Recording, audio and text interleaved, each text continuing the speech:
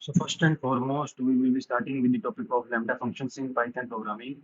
Lambda functions are very small functions, and unlike you might have read in C programming and Java programming, there we can write large functions which can comprise of number of statements. But lambda functions are usually very small functions and small anonymous functions. Anonymous functions mean that they do not have any name, they do not have any defined name. These are very small and short-lived functions. They short-lived functions mean they capitalize for a very short amount of time when they are called. So lambda functions are also used to pass simple logic to other functions. So this is the simple and sober definition of lambda functions. Lambda functions can contain only one expression. That is, for example, A is equal to B into C divided by D. This is an expression. Lambda functions can contain only one expression. And when we calculate the value of that expression, the result of that expression is returned automatically. That is, no explicit return keyword is required to be specified to return the result of the expression.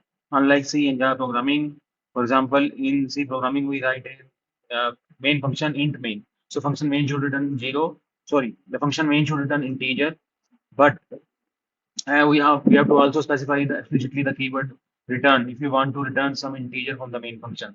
But in case of lambda functions, the result of the expression is returned automatically without specifying any return keyword. So let us see an example of lambda functions. A is equal to geeks for geeks. A is a string variable, and whenever you want to, so upper equal to lambda. Whenever you want to define a lambda function, we need to use a lambda keyword, as you can see here. For example, expression in this case is x dot upper. This function highlighted, this is a built-in string function which converts the characters of a string into uppercase. All the characters will be converted into uppercase. And this on the left side, this is the name of the function to which the lambda function is passing the logic to. Here, so lambda functions are not having their any defined name, but they can pass logic to some other function. So here, this on the left hand side, this upper is the name of other function. In place of this upper, you can write also ABC or any function name, or you can use any identifier in this in place of this name of the function, that is the upper. So there is a difference between this upper and this upper. Here, this is the function used to convert all the characters in a string variable to uppercase. On the left side is the name of the function to which the lambda function is passing the logic to. So the result will be print this upper. This inside the print statement, this upper is this name of the function, and we are passing this a string variable to this upper function, and this expression will be applied to all the characters of this string geeks for geeks, and the output will obviously will be geeks for geeks, all the characters in uppercase. So this is the explanation which I have already explained to you. So let me show you the syntax of the lambda functions. So a is equal to lambda. So whenever you want to define a lambda function, you need to specify the lambda keyword. On to the left of the side, on the left hand side, a is the name of the function to which the lambda function is passing the logic to. So do not get confused or with the fact that lambda function here we are using the function name a, and in case lambda functions are anonymous functions, but according to definition they do not have defined names. So here there lambda function has no name, but lambda function is passing the logic to some other function. So that function name is a, right. So, and this is the expression, exponentiation operator has been used there, x raised to power 2. So this is the expression. So lambda functions are small anonymous functions and short-lived functions, right. After that, so next we come to the use cases of lambda functions. What are the uses? Where in which scenarios we can use the lambda functions? First use case is lambda functions can be used with condition checking. So lambda function can use conditional expressions like if else to return different results based on a condition. For example, here check is the name of the function to which the lambda function is passing the logic to, right? And lambda function has been defined here because lambda keyword is used. And this is the condition checking statements. This is the condition checking statement which says that if the value of x is greater than 0, result will be positive. Else, if value of x is less than 0, result will be negative. else 0, right? So print check. Check is the name of the function to which the lambda function has passed the logic to check 5. So here the value of x will be 5. Since 5 is greater than 0, the result will be positive. As you can see in the output, result is positive, right? Then print check minus 3. So here the value of x is minus 3. And since value x equal to minus 3 is less than 0, the result will be negative. So the result of this print statement is negative, right? As you can see in the output. Then print check 0. So it is neither greater than 0 nor less than 0, else 0 will be displayed as the result on the console, right? So this is the output. Let me show you one more example of lambda functions. So again, here on the left hand side, check is the name of the function to which the lambda function is passing the logic to. And for defining lambda function, you have used the lambda keyword. And this is the expression, that is x modulus 2. This percentile sign is used for modulus operator, and it returns the remainder. So if we divide x by 2, the result is equal to 0. Yes, please note that a single equal sign is known as assignment operator, whereas double equal sign is used as the comparison operator. So you are comparing the result of x modulus 2 with the 0. So if you divide x by 2 and the result is 0, remainder is 0, then even will be printed, as you can see here, by calling these two print statements. Else, if the remainder is not 0, else it will return the O. So the result of print checks for value of x is 4, 4 modulus 2, remainder is 0, so the result will be even, right? So it has been written clearly in lambda function, even if x modulus 2 equal to 0, right? And when the value of x is 7, we pass to this check function 7 value as a parameter. The value of x is 7. 7 divided by 2, remainder is not 0. So else the result will be odd. So here the result odd has been printed on the console, right? So this is the first use case of the lambda function. Second, lambda function can also be used with list comprehension concept. So lambda functions can be combined with list comprehension. So I'll be telling you later on what is list comprehension. List comprehension means that whenever you are creating a list in a single line, you can also apply the same operation on all the elements of a list. So that is known as list comprehension. Lambda function can be combined with the concept of list comprehension to apply the same operation to multiple values in a combined way, as I have told you. That is applying the same operation to all the elements of the list. So as you can see here, on the left hand side, FUNC is the name of the function to which the lambda function is passing the logic to. Because on the right side, we are having a lambda function, we have used the lambda keyword. And furthermore, you can see the use of square brackets here. So square bracket indicate that on the right hand side, it is a list, right? So ARG equal to, so far we have used such type of statements, that is x colon x into 10 and so on and so forth. But here you have additionally used ARG equal to code also. So this says that ARG equal to x colon ARG into 10 for x in range. So here you have used the for loop. So the value of x will, as you know about the range function, the value of start is 1, value of stop or end is 5, and x will vary from 1 to 4 because we subtract 1 from stop or end value, right? So the value of x will vary from 1 to 4. Then we are using the for loop, and for I in FUNC. Remember that this is the name of the function to which the lambda function has passed the logic to.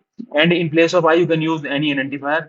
If that identifier which you are using, same you have used in the print statement. So I parenthesis. So what will happen here? X is first value of x will be 1. 1 into 10 will be result will be 10. Then value of x will be 2. 2 into 10 20. Then value of x will be 3. 3 into 10 30. So on and so forth up to x equal to 4. That is 4 into 10 40. So this will be the result of this uh, list comprehension concept used with the concept of lambda function, right?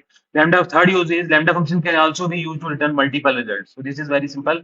So you can see here, CALC is the name of the function to which the lambda function is passing the logic to, and x comma y colon x plus y into x into y in the parenthesis. So RES is the another identifier used, and you have now here called this function CALC, and you have passed two values as a parameter 3 comma 4. So result will be stored in this RES identifier. You can name any identifier of your choice, but I have kept the name to RES. RES means result.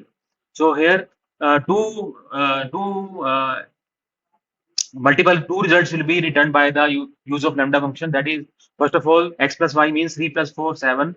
and 3 into 4, 12. So 7 into 12 is the result. So lambda function can also be used for returning multiple results. In this case, for example, we have returned two results. That is one result of addition operation, another of multiplication operation, right?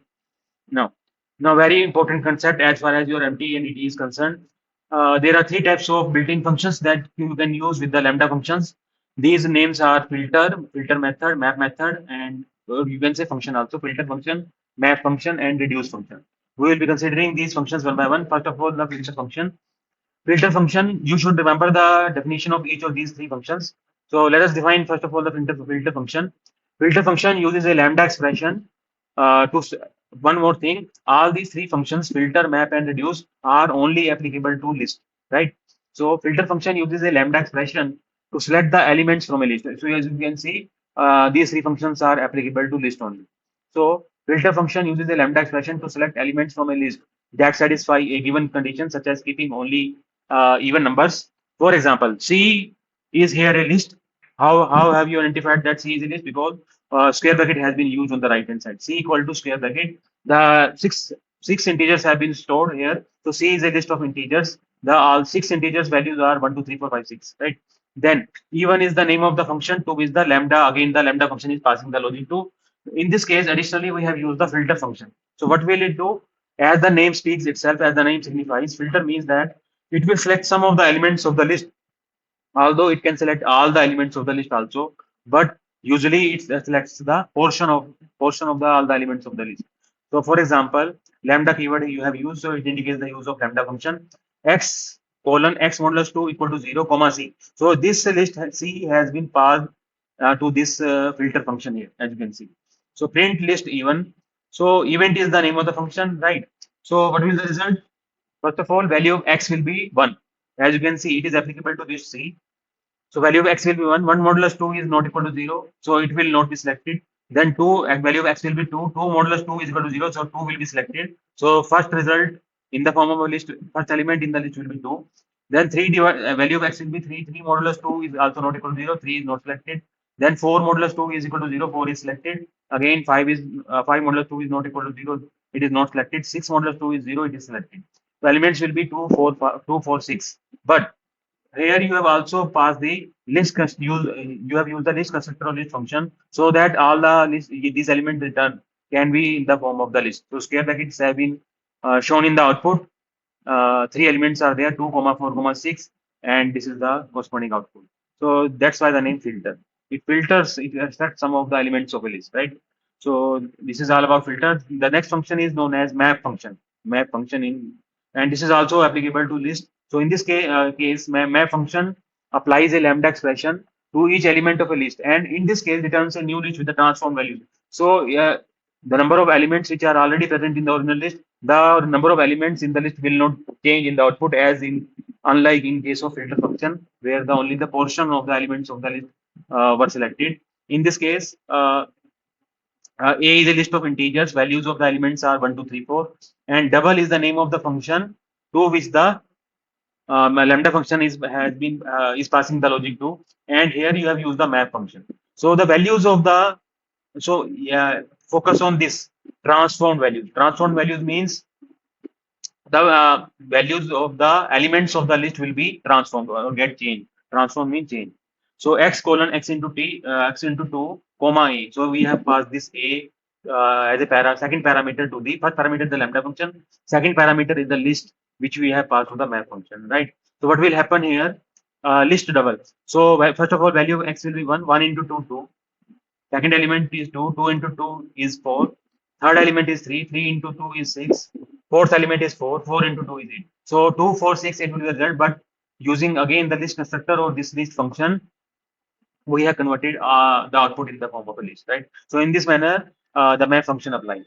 The last element, the last function used with lambda expression and which is also applicable to list is known as the reduce function. As the name itself speaks, reduce means that it will reduce the list to a single value. For example, see, therefore, let me give the definition. Reduce function repeatedly applies a lambda expression to the elements of a list to combine them into a single result. So focus on this. Combine them into a single result. So that's why reduce. For example, A is a list of integers. 4 integers are there whose values are 1, 2, 3, 4. So mul is the name of the function, prove is the lambda function is passing the logic to, and then we have used the reduce function. First parameter of the reduce function is the lambda expression itself. Second is the list we have passed as a parameter, right? A. Now, what will happen? X comma y colon x into y. So this is the expression, multiplication, x into y. So first of all, 1 will be multiplied by 2, that is 2, 2 into 3, 6, 6 into 4, 24. 24 will be the result. So however, there were four elements present in the list. Now they have been reduced to a single result. That's why the name reduced function. With that being said, the topic of lambda functions has been covered. Then the next we would like to discuss is the file handling in Python. So most of you might have read about file handling concept in C programming and Java programming also in the past in first semester, second semester. So 95% the concepts are same, only the syntax changes in some places. So let us see. F is a file handle, or you can say the identifier. F is equal to open. Open is a built-in function in files to open some file. So there will be two parameters path. First will be the file of the name. So in this case, geek.txt is the name of the file, and R is the mode in which you are opening the file. So R stands for read mode. So it means that you want to read. This line indicates open function indicates that you are opening a file in read mode. So you are opening a file to read the file whose name is geek.txt, that is a text file. Then you are printing that file object. So here you are not displaying the contents of the file. Here you have only uh, opened the file for reading, but you have not opened. You have not read the file. After opening, you have not read the file. You have only opened. So later I will show you how to call the read function to read the contents of the file. Then you can print the contents of the file, right? So next is closing a file because once you have done all the operations performed on the files, then you have to close this file either explicitly or using the with keyword. I'll be telling you the both methods. First of all, see the explicit use of the close function. So close function or close method can be used to close a file. Why do we close file? Because memory leak problems can be there, or so that the resources can be reused again by the other files also. So as to free the resources, we call the close function, right? So after that, as you can see here, file is again the file object or handle or file object or file identifier. Open is the built-in function to open. You are trying to open a file whose name is geek.txt again in the read mode, and then you have to close the file by calling the close function on the file object, right? So in this case, in this manner, you can close the file. Now the next concept in file handling is by checking the file properties. So first and foremost, you should know what are the properties of a file. So name of the file is also a property of a file. The mode in which you are opening a file is also a property of a file. The file is whether currently open or closed, that is also a property of the file. So let us see how to check the file properties. So here f is a file object. Open is the built-in function to open a geek.txt file in read mode. So print statement, as I have earlier told you, that whatever is in the double quotes will be displayed on the console or the screen as it is. Then comma app.name. It means you are trying to print the name of the file. So result will be file name colon, and after that name of the file is geek.txt, right? Second print statement is mode colon app.mode. So mode colon R, because you have opened the file in a read mode. So mode colon R will be the mode. And then print. So here you are trying to ask whether the file is open or closed currently, because so far as we have only opened the file using the built-in open function, you have not closed the file. So the value of f.close will be true. So that will be is close question mark. Sorry, you have not still closed the file. So that's why the value of the f.close will be false, because you have not called so far the close method, right? So f.close, value of f.close will be false because you have not closed the file. After that, you are closing a file using the file object f.close by explicitly calling the close function or close method. So now value of f.close will now be true. So result will be is close question mark true, right? Is close question mark true. After that, see now, as I have promised to you, after opening a file, we'll be able to read the contents of the file by calling this read function. So as you can see here, this is the statement which we have already used several times. So file is a file object, and you are trying to open a file using the open function. Name of the file is geek.txt, and you are trying to open that file in read mode. That is R stands for read mode, and content is an identifier equal to file.read. So here you are actually reading the contents of the file because you have used the read function. Once you have read the contents of the file, you can print the contents of the file simply by using the print statement, that is print content, right? Or once you have printed the contents and you have read the contents and printed the contents, if the operations pertinent to the files are over, then you can close that file by explicitly calling the close method, right? Now, next is how to write something into a file. So there can be two ways to open and close a file. Sorry. So what is the use of the with keyword here? Because in this case, again we are trying to open the file geek.txt, but in this time in write mode. But the benefit of the with keyword is that once you have opened a file for some reading or writing purpose, then if you want to close a file, you do not need to mandatory call the explicitly calling the close function or close method to close that file. Whenever you are using the with keyword, it means once the file operations pertinent to the files are over, then the file will get closed automatically. There is no need to call the close method on the file object whenever you are using the with keyword. So this is the benefit of using the with keyword. And since you have here used the since you have you since here you have opened the file in write mode, that is W stands for write mode, then you can make use of then you can make use of built-in function called write to write into the file. But there is a difference between read mode and write mode. So what is the difference? Let me tell you. If you are trying to open a file, right? If you are trying to open a file in read mode, suppose that file does not exist. So in that case, there will be an error called file not found error. That is also a type of input output error, right? Let me repeat it again. If you are trying to open a file in read mode and that file does not exist, then it will result in input output error, that is specifically the file not found error.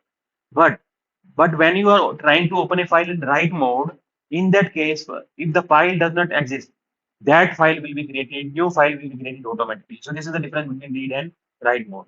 Furthermore, if you are trying to open a file in write mode and file already exists, then the contents of that file will be overwritten that you are writing to again.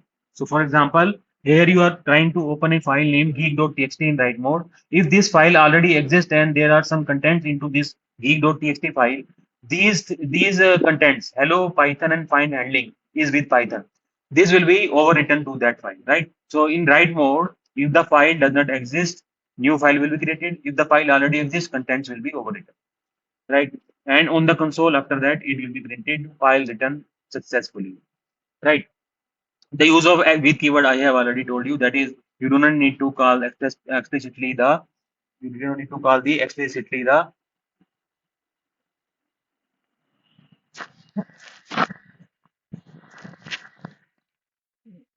you do not need to call explicitly the uh, close method whenever you are using with. File will get automatically closed, right? Now handling exceptions in Python programming is almost same as we have done in Java programming also. So as you can see here in the handling exceptions in Python, so we have to use the try and finally block, try except and finally block. In the if you remembered in Java programming we were using try catch and finally block. Here you are using try except and finally block. So what are try? What is a try block? It means as you can see here there are three statements inside the try block. How we have identified there are three statements inside this try block? Because the concept of indentation is there. We have kept a tab space in front of these three lines. So the statements which are in the try block, it means we can catch the error within that try block. In this error, if the error occurs in any of these three lines, then we can catch because these three statements have been included in the try block. Then we are having the except block, that is file not found error. So in this case, you are trying to open a file geek.txt in read mode. If the file does not exist, exception will be raised, error will be file not found error, as I have earlier told you.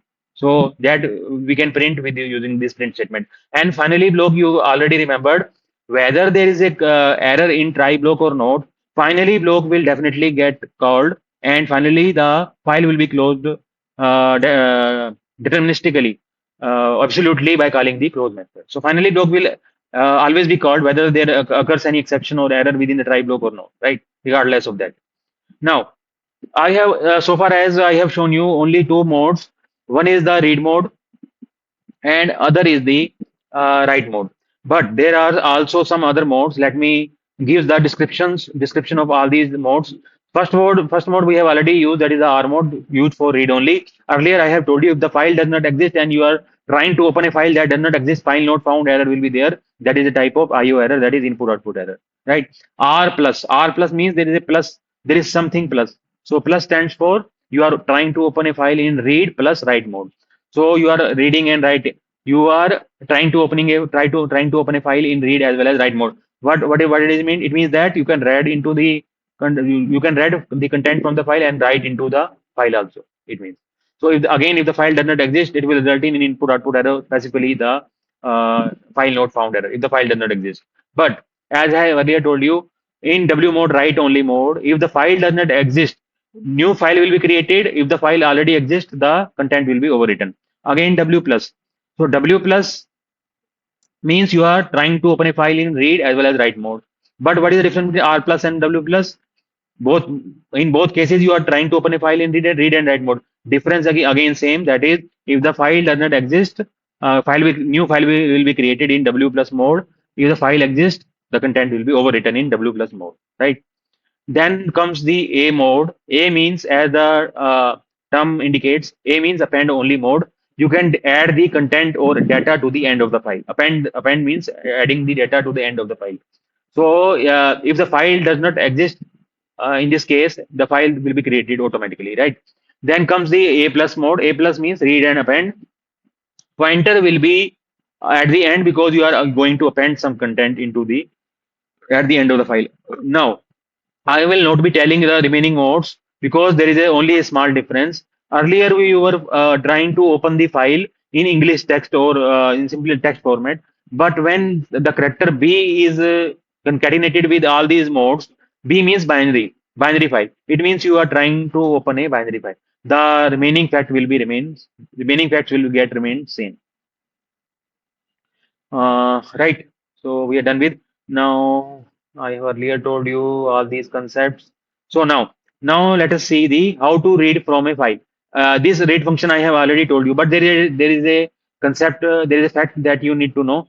That is, whenever you are passing some n as a parameter to read function, what will happen? So n bytes will be read. File may content file the content of the file may be number of bytes long, but whenever you are passing some parameter n, so first n bytes of the file will be read. So if you remembered in C programming, the size of the character is 1 byte. So if n byte means n characters, so if you are passing n as a parameter, it means n bytes will be read. So for that, it means n characters will be read, right? N characters will be read. So you need to remember this parameter which you can pass, right? So let me illustrate the concept with the help of a programming code. Before that, see two more functions. First function is read line. So it is simply where the currently cursor or pointer is. From that point, a single line will be read by this function called read line. Read lines means it will read all the lines in the file, right? You can again pass the n as a parameter. So let me show you one example programming code. So file one is the file object identifier. You are trying to open a file named myfile.txt in write mode. And here capital L is what, on the right hand side you can easily identify, square brackets are used. So capital L is a list of strings. First string is this is Delhi. Second is this is Paris. Third string is this is London. So now we are in a position to write data into the file. So file one is the file object. File one dot write. So content, you are writing hello into the file. Backward slash n means now the cursor will move to the new line. File one dot write lines L. So now these three lines, these three strings or these three lines will be written into the file, because after every line there is a backward slash n here. After every string there is a backward slash. Cursor will automatically go to the new line before printing the next string, right? So uh, after writing these, you are closing that file by calling the close method explicitly, right? After that, again you are let me show the output of this. So output of first of all,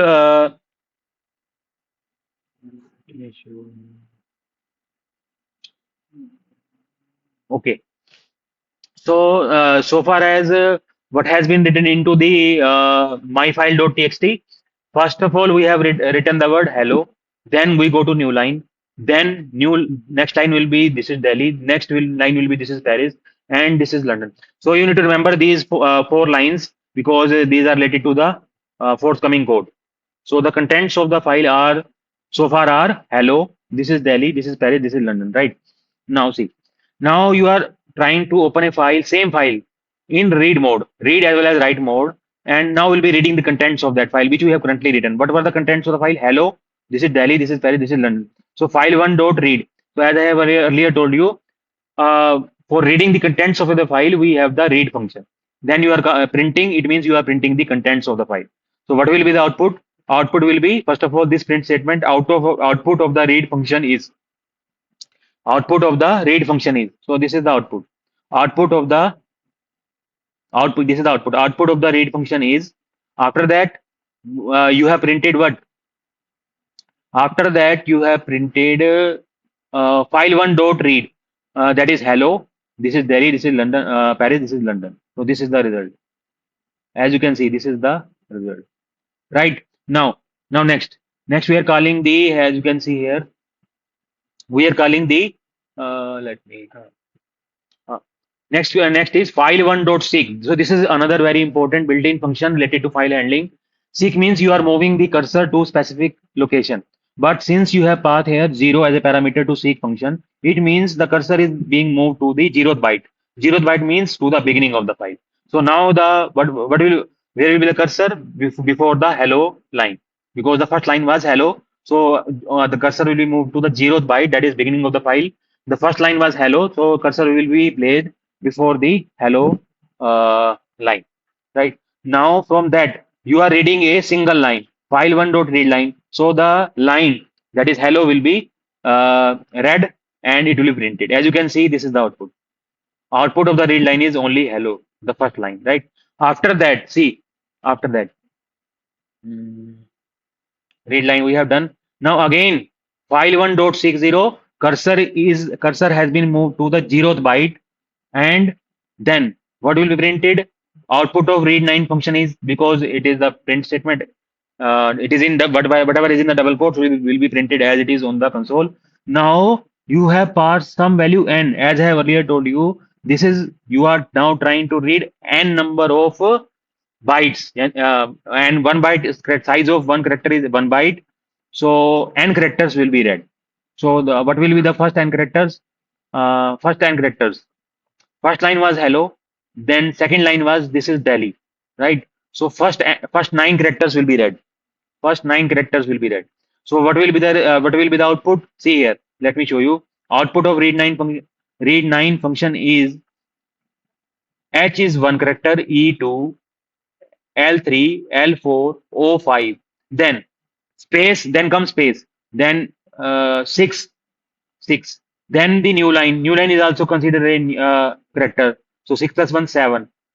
T8 and H9. So hello TH will be the output because 9 characters have been read from the file, right? I hope you have understood the concept. Then comes the read line, but here you can only whatever value you are passing, only one line will be read. The next line cursor will never be able to read the new line, right? That's why only the output is hello. See, okay. So the output of read line 9 function is only hello. It will print hello. Now again the file is moved to 0th byte, and now we are calling read lines. Read lines, as I have earlier told you, it will read all the lines of the file and it will be printed. So the result of output of read lines function is hello, comma, this is Delhi. Now why it is there in the double quotes? Sorry, why it is in the square brackets? Why it is in the square bracket? File one dot read lines, right? File one dot read lines. Let me see the definition of the read lines. Read lines will obviously read all the lines and return them each line as a string element in a list. So remember that result of read lines will always be a list. That's why the square bracket has been included here. Have been included here. Square brackets have been included here. The result will be in the square bracket. Output of read line function is hello, comma, this is Delhi, this is Paris, comma, this is London. Now, writing to a file, we have already done about this.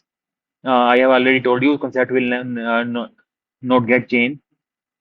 Now, we are now left with the two concepts. Listen it very carefully. One is how to move a file. Second is how to delete a file.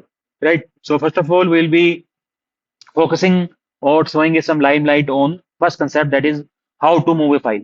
So all of you already know that how to move a file. So that is by either drag and drop, or you can use Control C, Control V. So you can move the file. But now you have to write a program, Python program to move a file. So see here how to move a file. So uh, if you want to move a file, you have to make use of a function, built-in function called move, and this move function is uh, only be available in a module called shutil. So you need to import a shutil module only.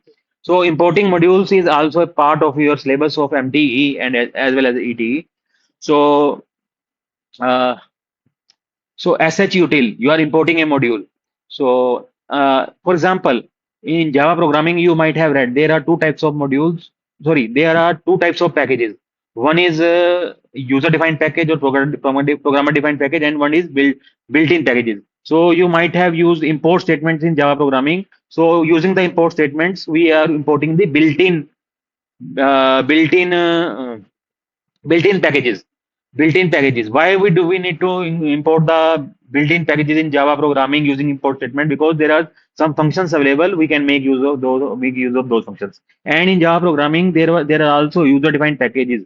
Why do we need user-defined packages in Java programming? Because sometimes when you create a application and you are having 3 to 4 files whose names are same, so in order to avoid the conflict between the names of these files, you uh, drop some file, drop one file into a package, and same name file in other package, and so on and so forth, so that there is the situation of conflict never arises, right? So, and the first statement in that case should always be a package statement.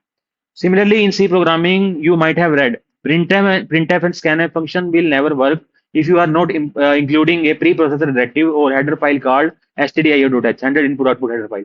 So same in the case of Python programming also, you need to import the modules if you want to make use of functions available in that module. So in that case, you want to move a file, and we need to use a built-in function called move, and that's why we need to import a module called shutil in order to in order for move function to work, right? So uh, if you want to move a file, you should know the source location of that file, also the destination location to which you want to move that file to, right?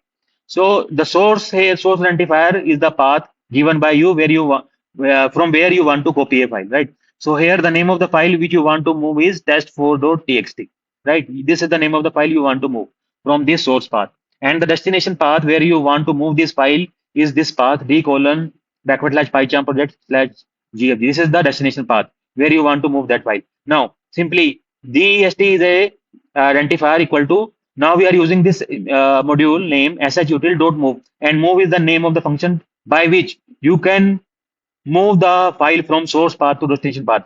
And you need to pass two parameters.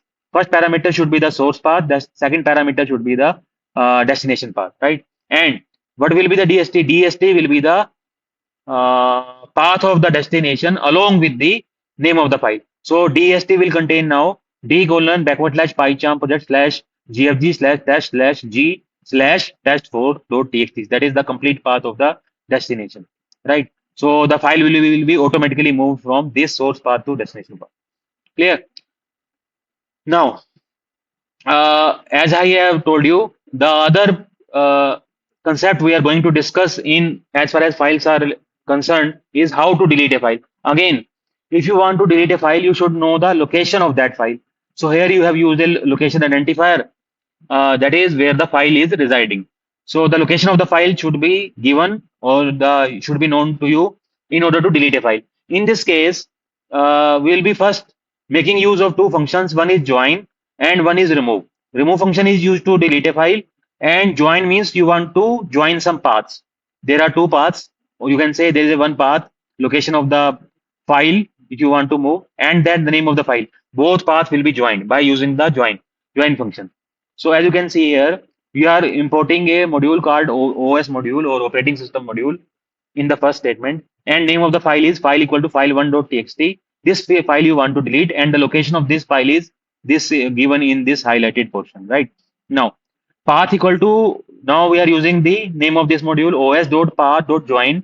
Join is the built-in function, and location comma file. So the path will now become d colon backward slash pycharm project slash geeks for geeks slash author slash Nikhil slash file1.txt. So the location of the file as well as the name of the file will be joined together to form a path, and then we'll be removing that file by passing that path as a parameter to the remove function, right? So in this manner, uh, the file get deleted.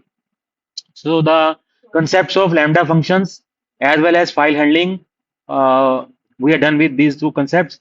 Now we are in a position to discuss four more topics in detail. So listen carefully. That are list, tuples, sets, and dictionary. Right. First of all, we are going to discuss the concept of Python list. What are lists? So list is a built-in data structure in Python programming. So it is already exist in Python programming. That is, it is a built-in data structure used to store an ordered collection of items. So the order in which you are inserting the items into a list, that order will be maintained. That's why list store an ordered collection of items, and they are also dynamic. Dynamic means the elements can be changed. And this is resizable. We can resize the list. Resizing means you can add or remove the number of elements from a list, and capable of storing multiple data types. Unlike array, you might have read in C programming. C array is a collection of similar type of data items. All the elements stored in an array are of same time, that is homogeneous. But in list, you can store different elements of different data types. That's why the term we are going to use in this case is heterogeneous, right? List also allow duplicate elements. Duplicate elements can exist. For example, if an element string variable is there, Amit, then Amit can occur 2 times, 3 times. Duplicate elements are allowed in list, right? Second characteristic of list is it is mutable, meaning that the elements of a list can be changed, updated, added, or removed after the list has been created. Ordered, I have already told you that is the order in which their elements are inserted.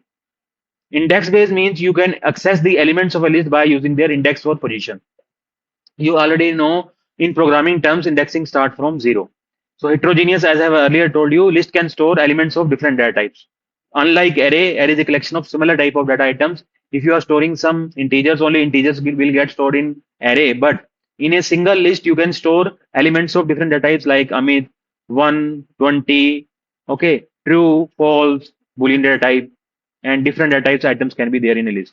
Now, next concept is how to create a list. So list can be created in several ways. First, we will be creating a list using square bracket.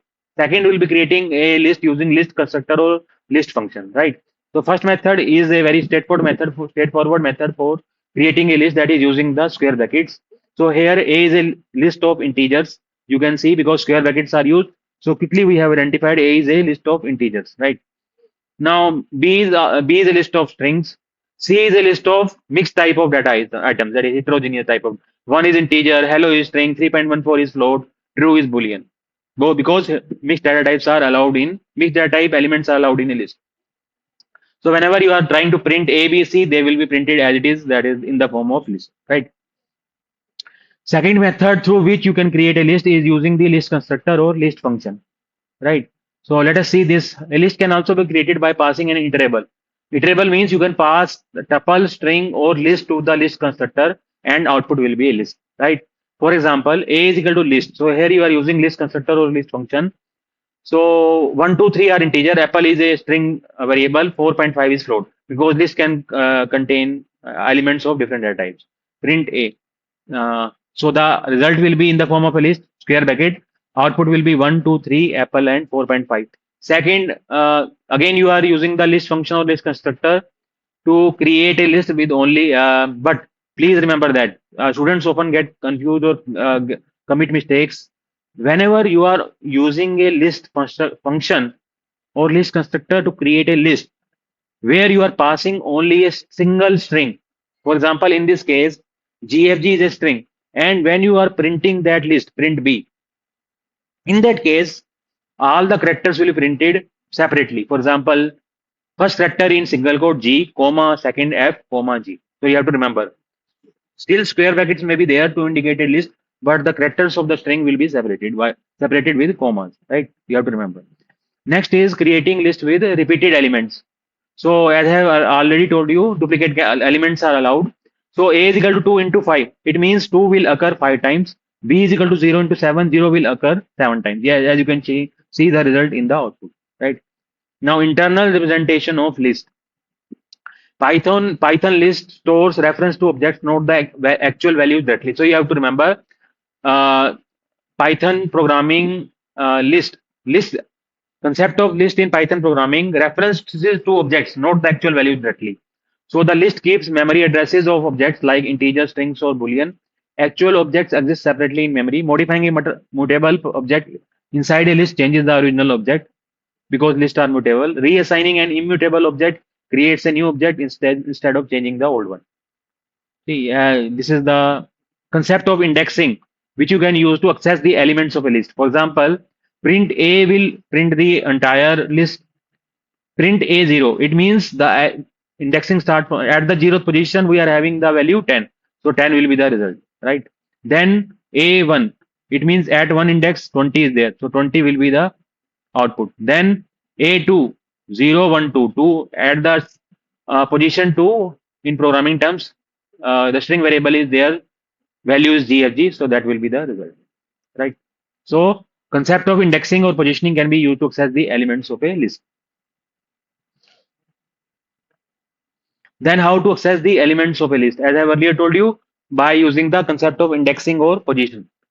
So A0 will be 10, A minus 1, minus when we add minus, it means negative. So we will start with the last item. So add minus 1, it means there 50 is there, so 50 will be the result. Then 1 colon 4. This is the concept of slicing. So I'll be telling you later on the concept of slicing. However, I have already told you in the class. One colon actually slicing consists of three components. One is start, second stop or end, third is the component is called step. So here the step value of step is not given, but value of start is 1 and value of stop or end is 4. So we usually subtract 1 from end. So value of end is 4, 4 minus 1 is 3. So the indexing will go from 1 to 3. 1 to 3. So at 120 is there, 2, 30, 3, 40. So 20, 30, 40 will be the result in the form of a list. So you can use the concept of slicing to access the elements of the list as well, right?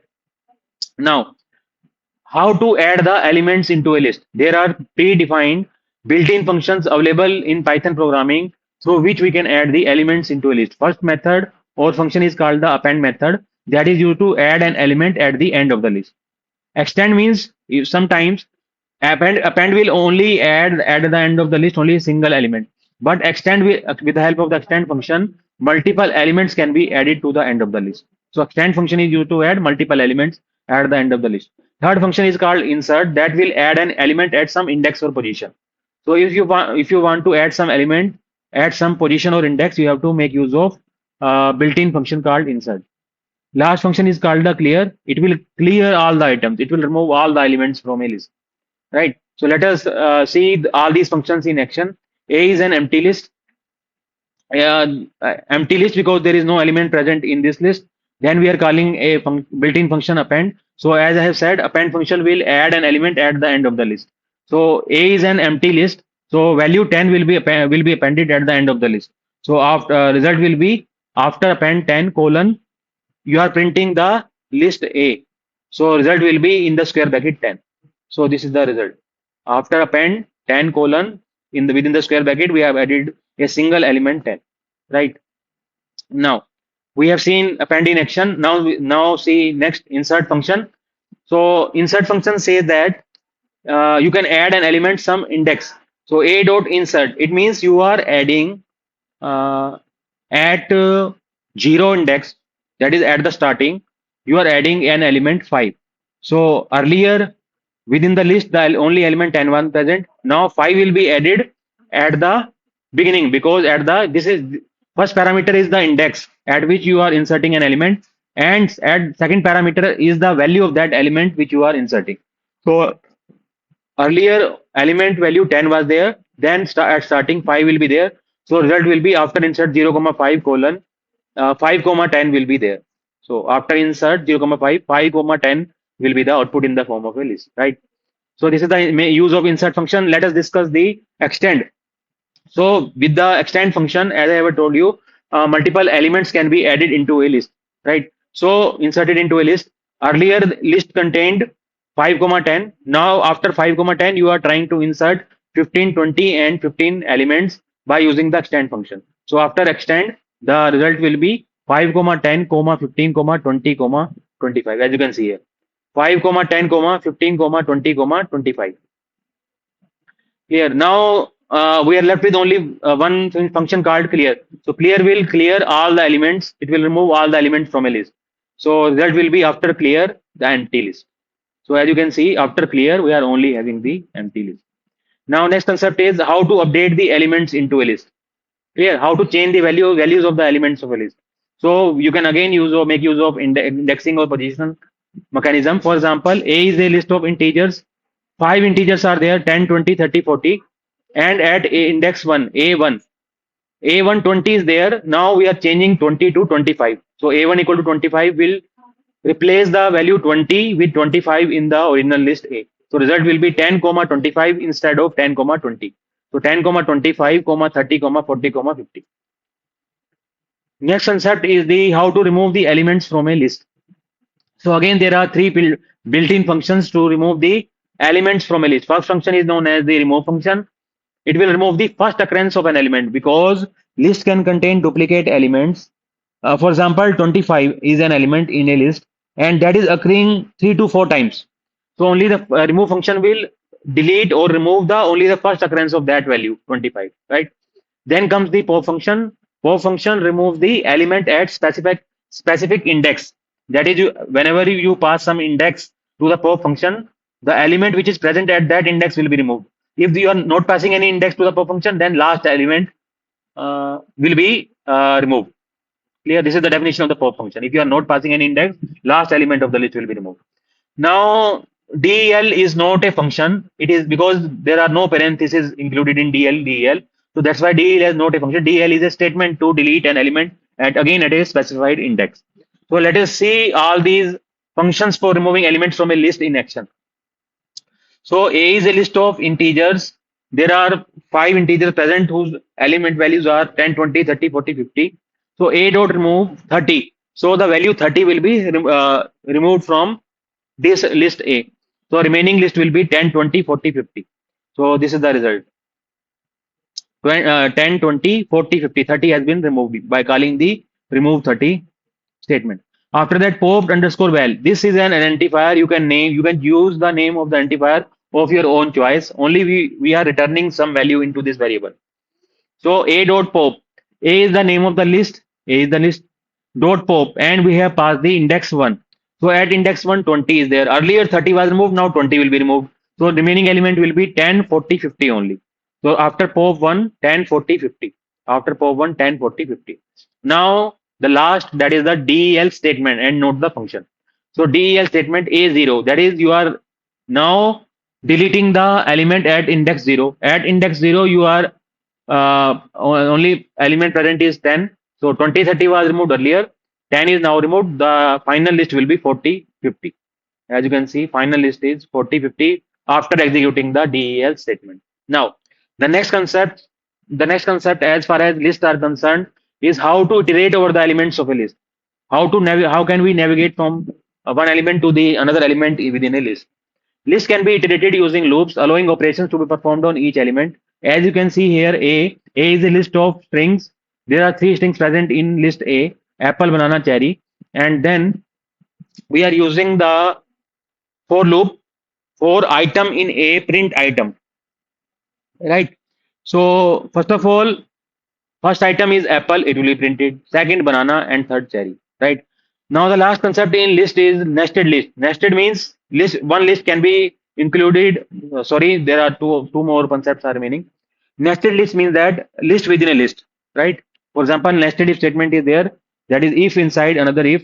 Similarly, nested list one matlab, means list in another list. So for example, if you want to make use of a matrix, then you have to use this nested list feature, as you can see in the on the screen, right? Indexing always start from zero. You have to remember. How, however, the in the matrix value one is stored at first row, first column. But in programming, we will say zeroth row, zeroth column. Two is in mathematics terms, the value two is stored in first row, second column. But we say zeroth row, first column, right? Three is stored in programming terms, zeroth row, second column, right? So here you are printing first row, second column.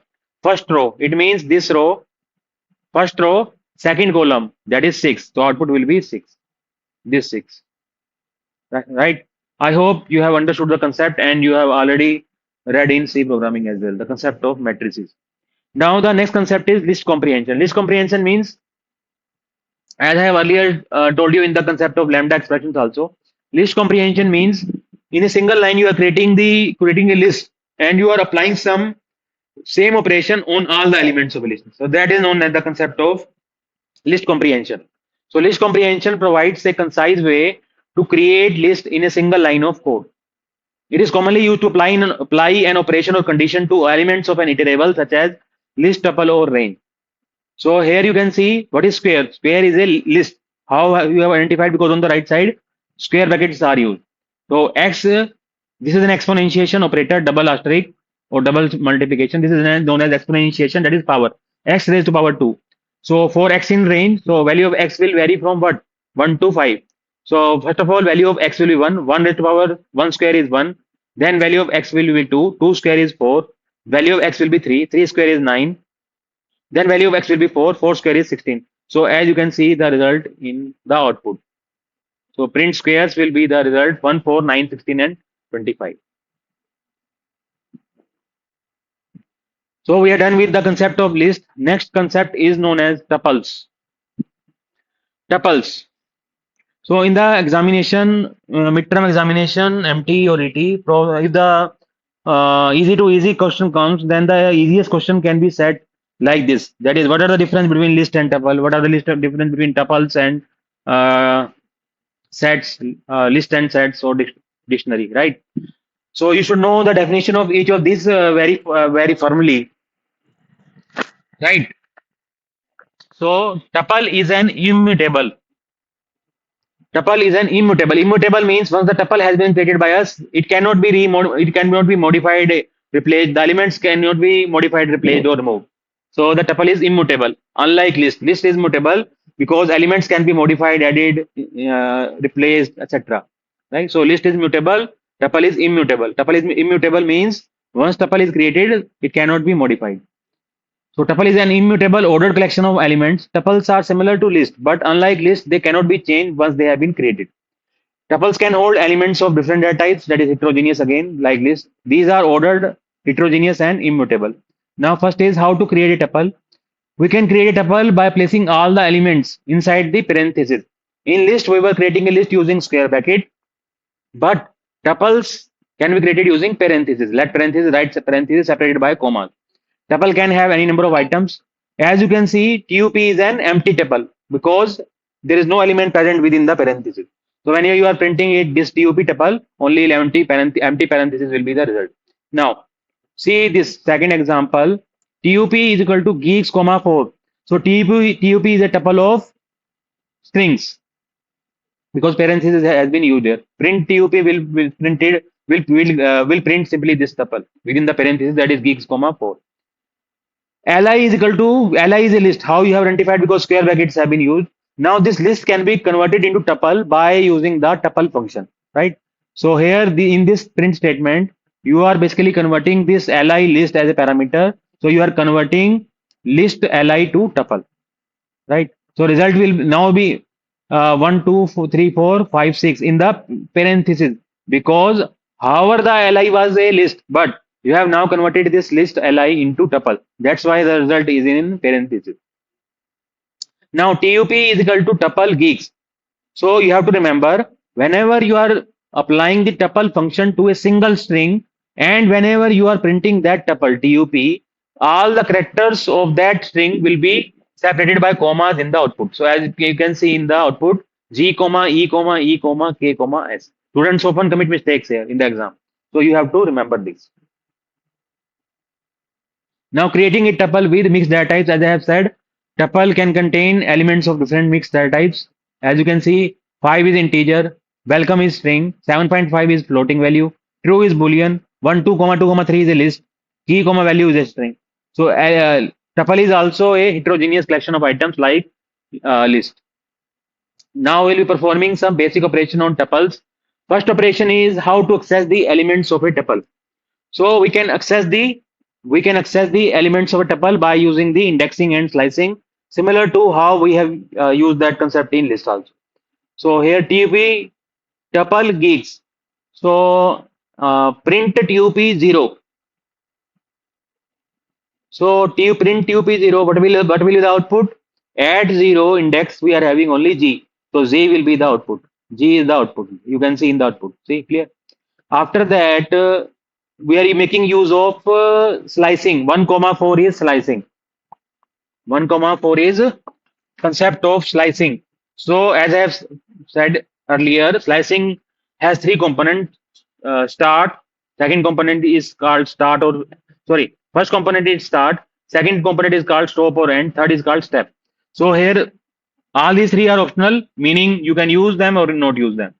So here value of start is 1, value of stop or end is 4, step is not given because optional. So as I have earlier told you, from stop or end value we subtract 1, 4 minus 1 will be 3. So what will get printed at index 1, E is there, 2 E, add 2 index, again E there, at index 3, K is there. So result will be double EK. So sorry, double EK and also separated by commas as I earlier told you. Okay. Now, here colon 3 has been given to us. Colon 3. So colon 3 means start value is not given. If start value is not given, we assume that as 0. So we will start with character G here, that is present at index 0.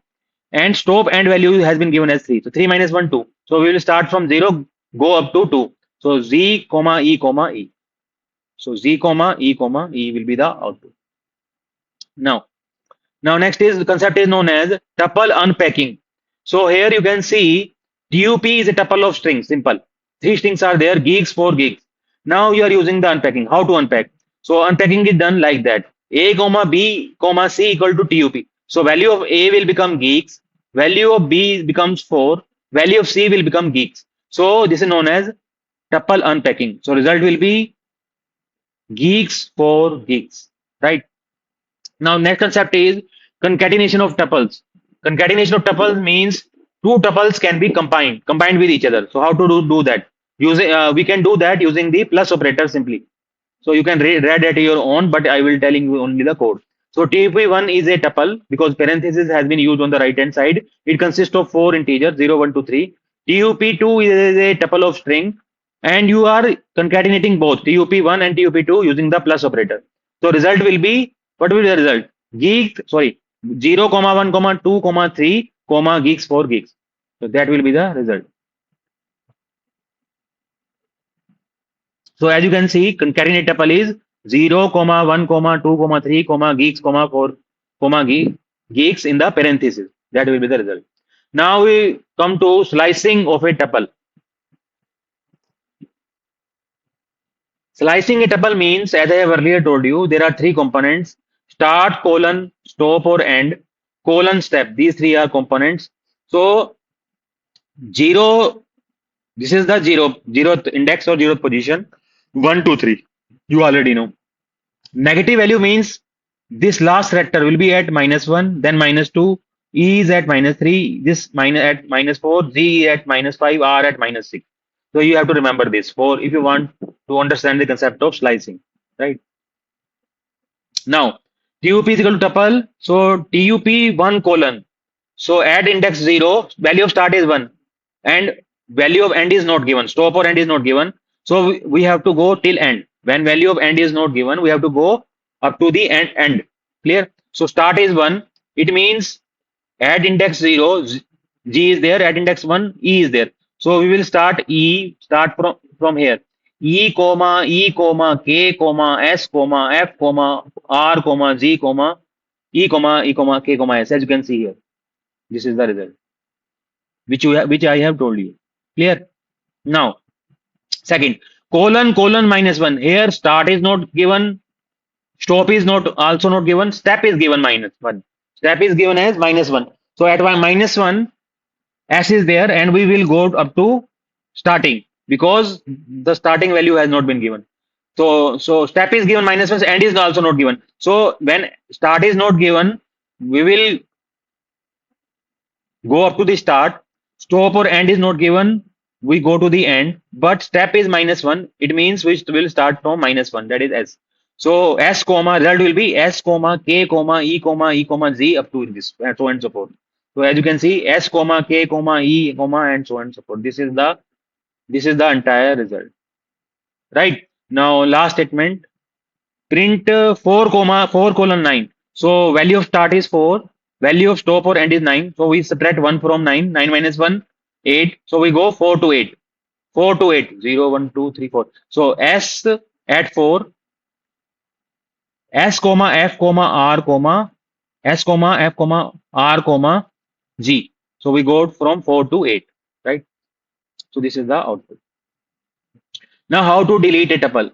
Since tuples are immutable, that is, once they have created, the elements cannot be removed, replaced, or modified. However, we cannot delete the individual elements of a tuple. However, we can delete an entire tuple. We can delete an entire tuple using the del statement. So as you can see here, tup is a tuple of integers. 5 integers are there whose values are 0, 1, 2, 3, 4. Del statement tup, name of the tuple, print tup. So error will be there because tuple does not exist now. Tuple is not defined. It has been deleted using the del statement. Now comes the tuple unpacking with asterisk. Earlier I have told you the concept of tuple unpacking. Now concept is tuple unpacking with asterisk symbol. So what happens with the asterisk symbol? Tup here, see the coding example. Tup is a tuple of 5 integers. Values are elements are 1, 2, 3, 4, 5. Now a comma asterisk b comma c. So value of a is 1, c is 5, star b means 2 comma 3 comma 4. Right. So print A will result in 1, print C will result in 5, print B will result in 2, 3, 4. Also in the form of a list, as I have earlier told you in the list, tuple unpacking. Right. So we have successfully discussed the concept of list as well as tuples. Right. Now we are in a position to discuss the remaining two concepts, sets and dictionaries. So first of all, we will be throwing some light on sets. What are sets in Python programming? A set in Python programming is used to store a collection of items with the following characteristics or properties. There are no duplicate elements. You might have read in mathematics also, sets contain no duplicate element, no duplicate elements are allowed.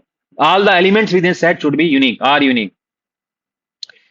Also, set is an unordered collection of items.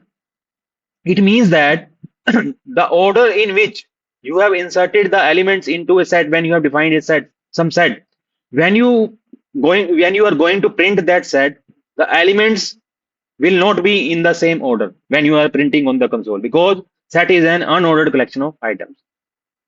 Set also use hashing concept that makes them efficient for search operation, insertion operation, and deletion operation. Sets are mutable. It means that elements within a set we can add or remove the elements after their creation, right? Now see, so S is a set of integers. There are 3 integers present here, 10, 50, 20. First of all, you are printing that set. So one more thing, set is usually sets are always created only using the curly braces. List were created using the square bracket. Tuples were created using the parentheses. Sets and dictionaries are always created using curly braces. So as you can see, opening curly brace, closing curly brace, right? Print type S. So you are printing the type. So what is S? S is a set. So result will be class set, right? Now typecasting. Typecasting means type conversion. You are converting one type to another. So set method in Python is used to convert other types such as this tuples into sets. For example, see what is this in square bracket? A comma B comma C square bracket. So it is a list, and you are passing this list to set method or set function. So now this list will be converted into set. So result will be C comma B comma A in the form of a set because it has been converted into set. Curly braces are there, but the sets because within a set is an unordered collection of items. That's why the order in which they were inserted A comma B comma C is not maintained now. Now C comes. Each time you print the elements of a set, the order will be different. It can be same, but usually the order is different because that is an unordered collection of items. Now you next you can add an element into a set using a built-in function called add. So here you are adding. Earlier there were three elements ABC. Now you are adding another element called D. So when you print this S now there will be four elements instead of three elements, and the order is still not maintained because that is unordered collection of items. Check unique and immutable. You can check Python sets cannot have duplicate values as I have told you. All the elements within a set are unique. Duplicate elements are not allowed. While you cannot modify the individual element directly because set is immutable, you can still add or remove elements from the set. Okay. So S is a set of strings. Three strings are there, geeks for geeks. Now, if you want to modify the value 4, so you can do so by passing the index. So S1 in the square bracket equal to hello. So 4 will be replaced by hello. Okay. Okay. So this example is saying that you cannot do so. You cannot do so because sets are immutable. You cannot do so. Sets are immutable. You cannot do so by simple assignment. So, one more thing. So, as you can see, S is here a set is containing geeks for geeks. But when you are printing this S, geeks will be printed only one time because duplicate elements are not allowed. So, duplicate elements are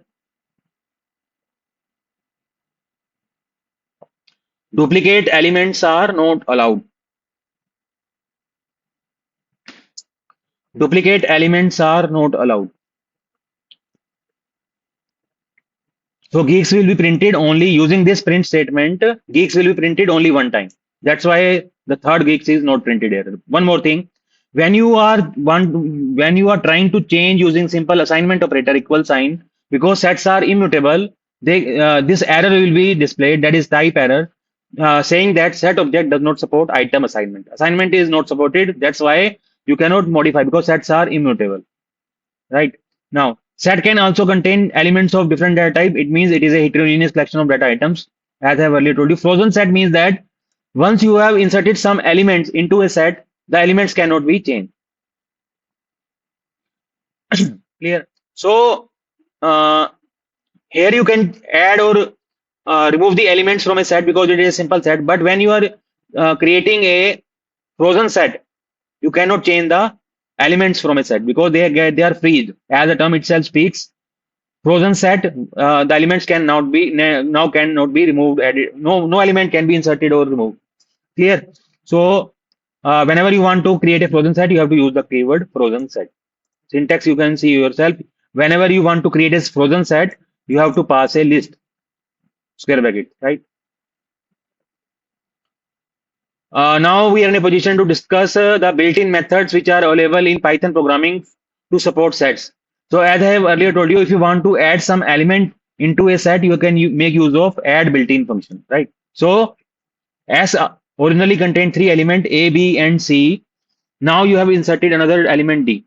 So result will be C comma because set is unordered collection of item. That's why the order will not be maintained. Now the next operation is union of sets. So whenever you want to take union of two sets, you might have done in mathematics also. That is what is union of sets. So A and B are two sets. What is the union of sets? X comma Y comma Z. But in programming terms, you can take the union of two sets either by making use of this built-in function called union or some operator.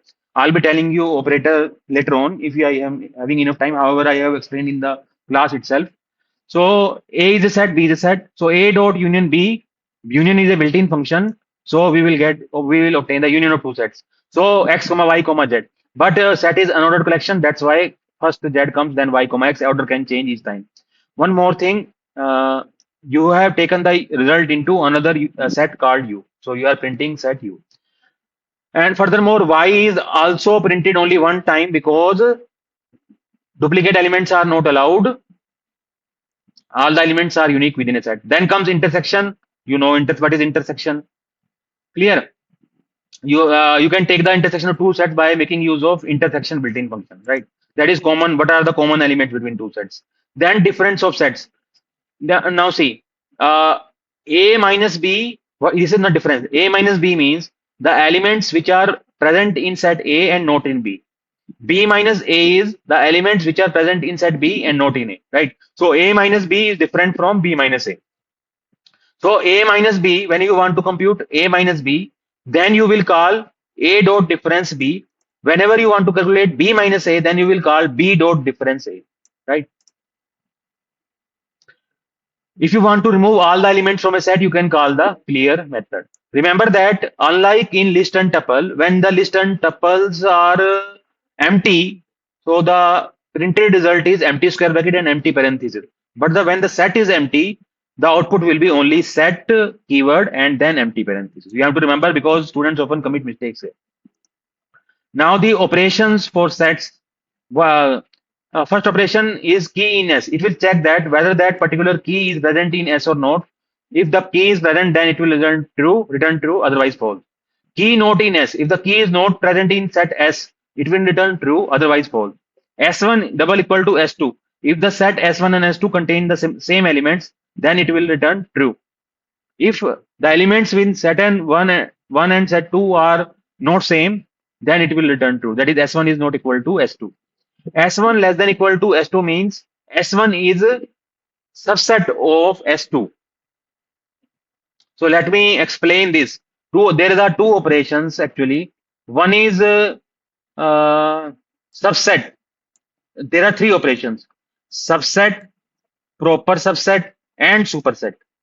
So although you have done in your mathematics, let me nonetheless, for the sake of completeness, let me revisit these concepts again. Subset means, suppose set A is there are two elements 1 comma 2. Set B is there are three elements 1 comma 2 comma 3. So set A is a subset of B. Clear? So in programming terms, to check whether set S1 is a subset of set S2, you have to use S1 less than equal to S2, right? Now what is proper subset? Proper subset means, let me tell you with the help of example, what is proper subset? Proper subset, please listen carefully. If B is a set containing element 1 comma 2 comma 3, A is a set containing element 1 comma 2, then A is a proper subset. Why? Because 2 elements are present in set B. That's why A is a proper subset of set B. However, vice versa is not true. B is not a proper subset of A. So because 1 comma 2 3 is a subset.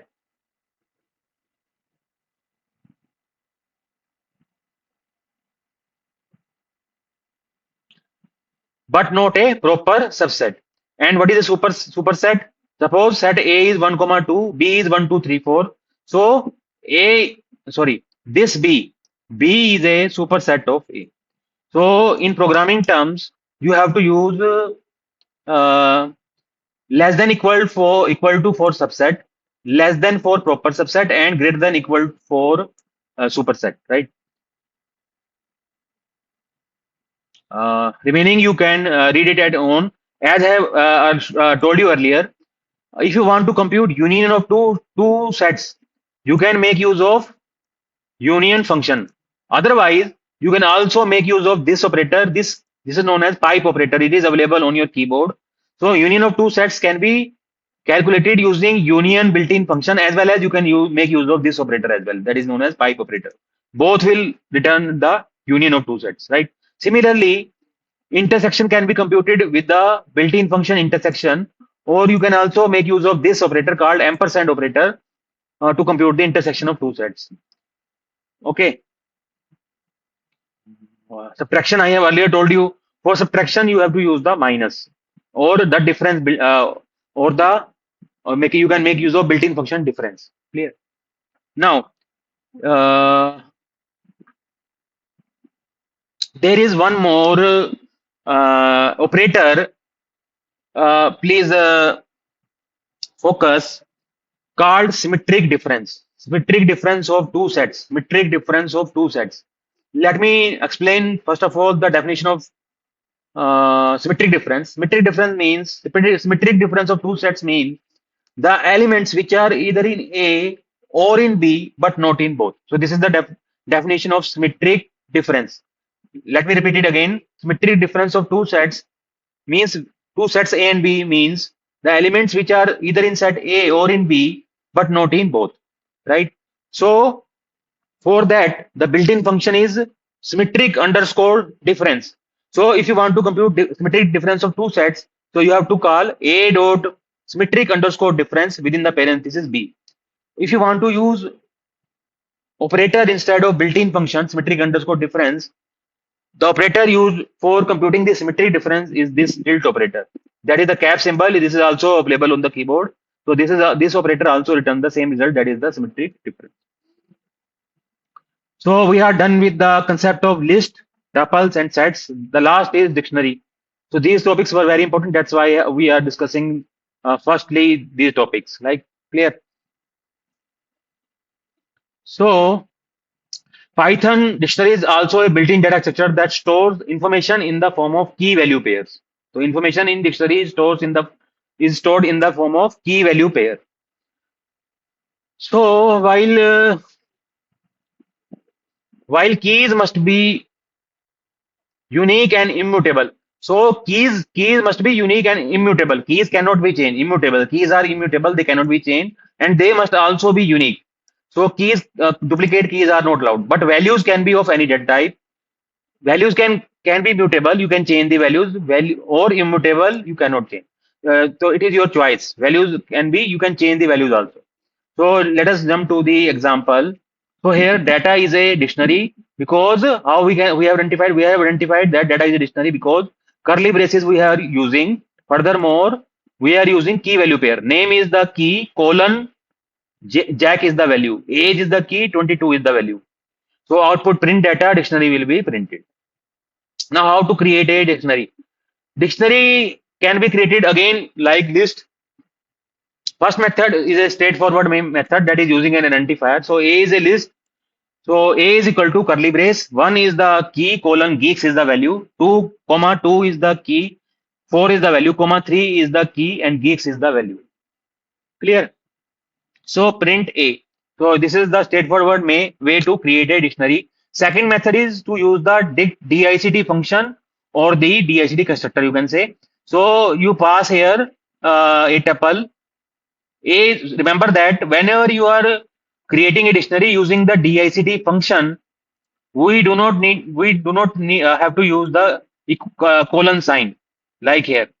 We have to use the equal sign. But when you print this in the form of dictionary, result will be in the form of colon. So A colon geeks will be the result. So as you can see, A colon geeks, B colon 4, C colon geeks. Understood? Okay. So next topic is how to access the items of a dictionary. So a value in a dictionary can be accessed using only its key. So this can be done using either square bracket or using the get method. So here, let us see with the help of an example how to access the dictionary item. So first method is using its key. Suppose you want to access this value cat. You want to access this cat value. So you have to use its corresponding key. What is the corresponding key? Name. So how will you access that cat value? Print statement, let parenthesis, then dictionary name. Dictionary name is D. Then within the square bracket, double quotes, we pass the key. So this will result in cat. So this is the output cat, right? Second, you can make use of get method. So name of the dictionary D dot operator, get method, and within the parenthesis, within double quotes, the name of the key. Right? Remember that within when you are using get, then you are using parenthesis. When you are using the name of the dictionary and key, you have to use the square bracket. So the syntax is different.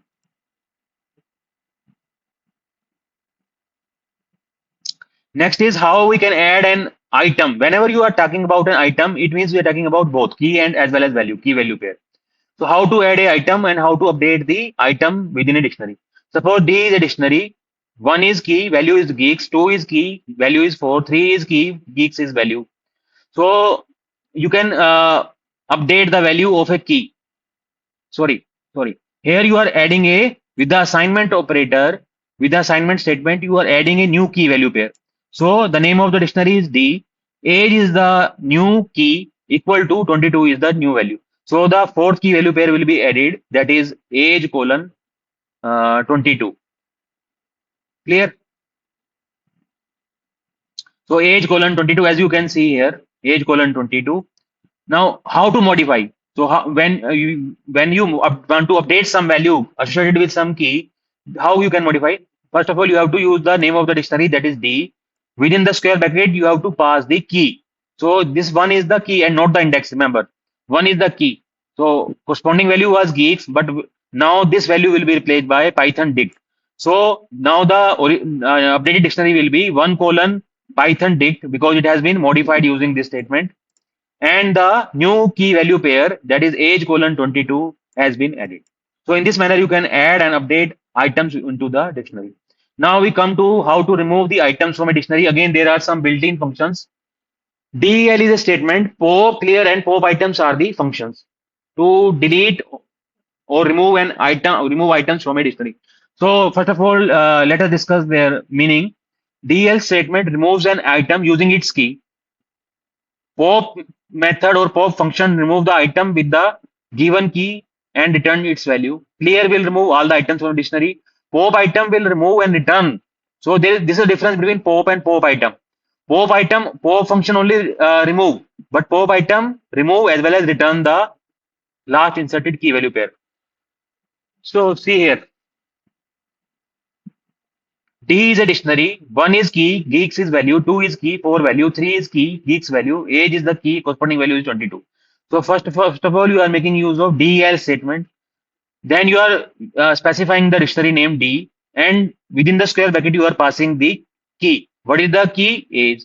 So now the entire key value pair, entire item will get deleted. So when you are printing this dictionary D, now the result will be only these three. 1, 2, 3. That is 1 colon geeks, 2 colon 4, 3 colon geeks, because age colon 22 has been deleted. So as you can see here, 1 colon geeks, 2 colon 4, 3 colon geeks, because age colon 22 has been deleted using the del statement, right? Now using pop function. Now see, d dot pop. Earlier, when we have discussed the concept in case of list and tuples, we were passing the index to the pop function, but in case of dictionary, we are passing key. So now you are passing the key to the pop function. One is the key. So what is the definition of pop function? It will remove the item with the given key and return its value. So what is it will delete that entire item, one colon geeks, and what is the value associated with this key one, that is the geeks. So when you are printing print well, it will result in geeks. So as you can see the output, it is geeks. Clear? Now the last function is the pop item. As I have earlier told you, pop item will always remove and return the last inserted key value pair. What is the last key inserted value pair? This has already been deleted. Last is 3 colon geeks. So key comma val equal to, here in place of key comma val, I can also can use of any identifier a comma b also. But d is the name of dictionary, d dot pop item. So value of key will become 3 and val will become geeks. So key colon 3, value colon geeks will be the output. Key colon 3, value colon geeks. Clear? And you using the clear function, all the items will get deleted and the output will be empty dictionary. Right? Now, how to iterate or navigate through all the items through a dictionary? See, dictionary can be traversed using a for loop to access its keys, values, or both key value pair. using the built-in function methods or functions, keys, values, and items. So see, D is a dictionary where three key value pair are given. We have defined in the dictionary. One is the key value is geeks. Two is the key value is 4. Age is the key. 22 is the value. Now, how to iterate them? Using the for loop. For key in D. In place of key, you can use any identifier. You can write A, B, C of your choice. So print key. So the all the D is the name of the dictionary we have created. So it will print all the keys. What are the keys? 1, 2, and age. So that will be 1, 2, age. So 1, 2, age. Now, why they have been printed in new line? Because print statement always result in a new line.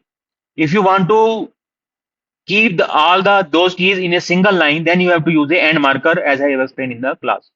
Now, now iterate through all the values. If now you have iterated through all the keys, now you can also iterate through all the values also because dictionary is a key value pair.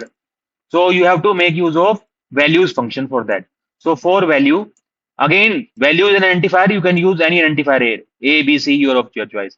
Then you have to write A, B, C in place of value, right? So for value in D dot values, so it will print all the values. Geeks for 22. So geeks for 22 because print statement prints all the result in new lines. Now iterate over key value pair. If you want to print both keys and values, then you have to make use of this built-in function called items, right? As I have earlier told you, item means both key value pair. So result will be key. What is a f string? So please remember, let me tell you, when in a print statement, when you are using f character f, these are known as f strings. These are known as f string. So let me give you definition of f string. F strings are concise and readable way to embed expressions in the string literals using the curly braces. So as you can see, you are printing here key value pair, but in curly braces. So that's the definition of f string. F strings are concise and readable way to embed the expression in string literals using the curly braces. So what will be the key value pair, key and values? That is 1 gigs, 2, 4, 1 colon gigs, 2 colon 4, age colon 20. Next is the topic of last is nested dictionary. That is one dictionary in another dictionary. So as you can see here, this dictionary, A colon welcome, B colon 2, C colon geeks is being nested into this original dictionary, right? So this is the concept of nested dictionary. With that being said, we stop here. So we have discussed very important concepts of Python programming as far as MTE syllabus is concerned. That is lambda expressions, file handling, importing modules. Please focus. However, I have explained to you two modules, SH util and OS. One very important module which is also present in syllabus is called the math module, and there are several built-in functions available which you can make use of, which are present in math module. Like if you want to compute the square root of a number, like 16 square root is 4, then you have to make use of function sqrt, and these functions will only work when you are importing this module, import math module, import math. So import math will be the first statement to import this module, right? Later concepts will be discussed in the remaining lectures. Thank you.